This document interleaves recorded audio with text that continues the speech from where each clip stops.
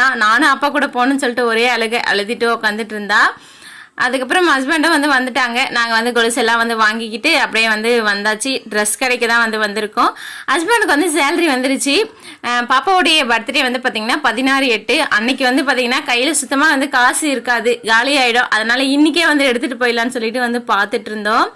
வெஸ்டர்னில் தான் காமிச்சாங்க. பாப்பா ரொம்ப ஒல்லியாக இருக்கிறதுனால வெஸ்டர்ன்லாம் போட்டால் கொஞ்சம் எப்படி இருக்குன்னு சொல்லி தெரியல. இது வரைக்கும் ட்ரை பண்ணதில்லை. சரி எதுக்கு ரிஸ்க்குன்னு சொல்லிட்டு நம்ம நார்மலாக பாப்பாவுக்கு பட்டு பாவாடை சட்டை எடுக்கணும்னு சொல்லிட்டு பிளான்ல இருந்தேன். சரி அதுவே காமிக்க சொல்லி அப்புறம் பார்த்துட்டு இருந்தோம். பாப்பாவுடைய கொலுசு பார்த்தீங்கன்னா எடுத்தாச்சு.